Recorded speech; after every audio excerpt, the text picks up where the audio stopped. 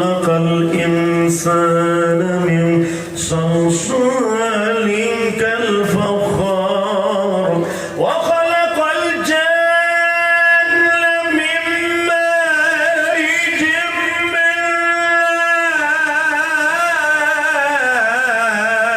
নার ফাবিআইয়ি আলা'i রাব্বিকুমা তুকাযযিবান। আল্লাহু আকবার। মুসলমান জাতি বাজার একটাই লানাছি কারে জড়ায় ধরলো, কারণ এখন তো নবী মুহাম্মদ রাসূলুল্লাহ সাল্লাল্লাহু আলাইহি ওয়াসাল্লাম জাহির পর্দা করে সোনার মদিনায় ঘুমায় গেছেন, যেরকম ঠিক না? নবী দেখার তো এখন কোনো সম্ভাবনা নাই, নবীকে ধরার এবং ছোঁয়ার তো কোনো সম্ভাবনা নাই, যেরকম আছে। কারণ নবীর মতো দরদি কেউ নাই পৃথিবী মাজারে, নবীর মতো সাথী কেউ নাই রে। সবাই যেরকম আল্লাহু আকবার। আমার নবী মদিনা থেকে কানছেন উম্মতের নানা দশা দেখে, কারণ এখন ফিলিস্তিনের মুসলমান হাজারে হাজারে মারা খাইছে, আর আমাদের হিন্দুস্তানের ভিতরে আমরা যারা যন্ত্রণা ভোগ করছি তার একটাই কারণ, আমরা শিক্ষা নেই নাই।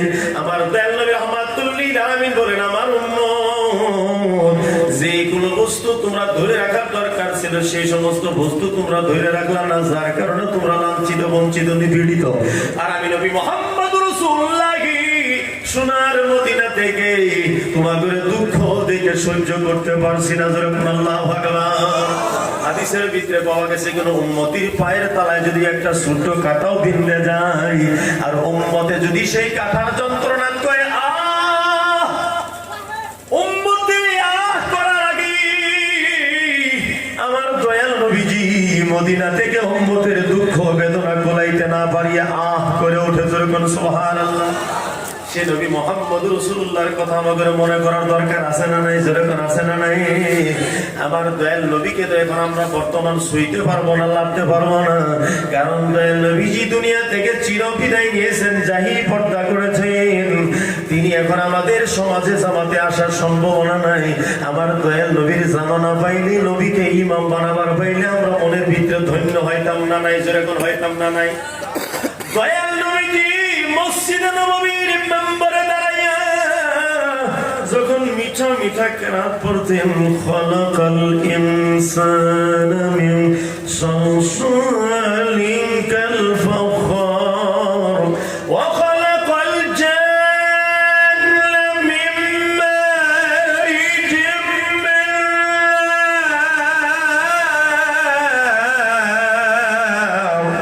ফাবিআইয়ি আলা'i রাব্বিকুমা তুকাযযিবান। আল্লাহু আকবার। আপনাদের কাছে কোরআনের সুর ভালো লাগে না গানের সুর ভালো লাগে? হ্যাঁ, এটা ট্রাই করুন যাইতো, কিন্তু সময় নাই। আমি দুইটা গজল কইতাম, নাচ কইতাম, দেখি মানুষ মগ্ন বেশি হয়, তারপরে একটা সূরা কইতাম, দেখতাম মানুষ এর থেকে বেশি মগ্ন হইল না, সমান সমান হইল। এখন তো দেখি মানুষের সম্মুখে যখন নাচ করা হয় তখন মানুষ লড়ে, ফায়েজ আসে তাদের। কিন্তু কোরআনুল কারীম তেলাওয়াত করলি মানুষের ভালো লাগে না, ফায়েজ লাগে না, মনে তৃপ্তি পায় না। আল কোরআন চোখের পানি ছেড়ে দিয়ে বলেন, দুনিয়াতে তোমরা বাঁচবা কেমনে? তোমাদের মান সম্মান চলে যাইতেছে, কারণ একটাই, আমি কোরআনকে তোমরা ভালোবাসো না। যেরকম সুবহানাল্লাহ। আজ আমাদের বাড়িতে কোরআনের তেলাওয়াত নাই, মা বোনেরাও প্রত্যেকেই বড় বড় হ্যান্ড্রেড মোবাইল কিনে নিয়েছে।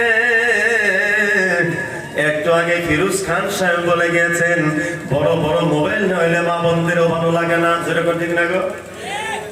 যেরকম ঠিক না? ওই যে আমাদের না এই অঙ্গনবাড়ি চাকরিটা কিন্তু এটা একটা সিম্বল ব্যাপার, এটা একটা ডাইল বাদ। যেরকম ঠিক না? ডাইল বাদ দিয়ে আমাকে কেমন খোলা মনে রাখছে, বড় বড় মাগর খেতেছে তারা খাসির কষানি।